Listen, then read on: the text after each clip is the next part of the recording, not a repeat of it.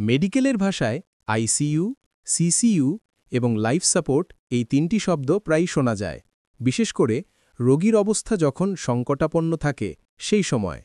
তবে এদের মধ্যে বেশ কিছু পার্থক্য রয়েছে। সহজ ভাষায় এদের আলাদা আলাদা ব্যাখ্যা নিচে দেওয়া হল। ১. ICU, intensive care unit. ICU এর পূর্ণ রূপ হল ইন্টেন্সিভ কেয়ার ইউনিট বা নিবিড় পরিচর্যা কেন্দ্র। বিবরণ: এটি হাসপাতালের একটি বিশেষ বিভাগ যেখানে মুমূর্ষু বা গুরুতর অসুস্থ রোগীদের রাখা হয়।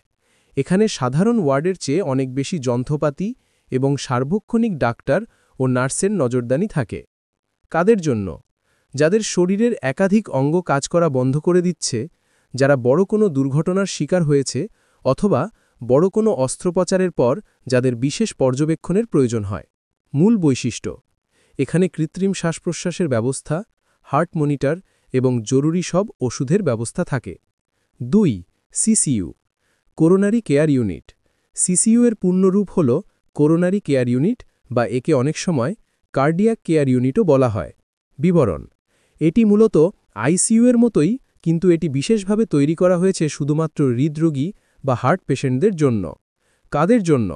যাদের হার্ট অ্যাটাক হয়েছে, তীব্র বুকে ব্যথা, আনস্টেবল অ্যাঞ্জাইনা অথবা যাদের হার্টের রিদিম বা গতিতে মারাত্মক সমস্যা অ্যারিথমিয়া দেখা দিয়েছে। পার্থক্য: আইসিইউতে সব ধরনের জটিল রোগী থাকে, কিন্তু সিসিইউতে শুধু হার্টের সমস্যা আছে এমন রোগীদের রাখা হয়। এখানকার যন্ত্রপাতি এবং ডাক্তাররা হৃদরোগ মোকাবেলায় বিশেষ পারদর্শী হন। ৩. Life support.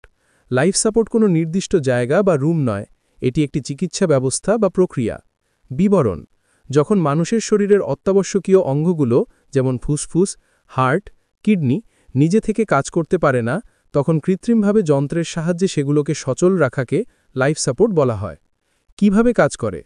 ভেন্টিলেটর, রোগী নিজে শ্বাস নিতে না পারলে মেশিনের মাধ্যমে শ্বাস-প্রশ্বাস চালু রাখা। টিউব ফিডিং, নলের মাধ্যমে খাবার ও ওষুধ দেওয়া। ডায়ালাইসিস, কিডনি কাজ না করলে যন্ত্রের সাহায্যে রক্ত পরিষ্কার করা। কোথায় দেওয়া হয়? লাইফ সাপোর্ট সাধারণত আইসিইউ বা সিসিইউ এর ভেতরেই দেওয়া হয়।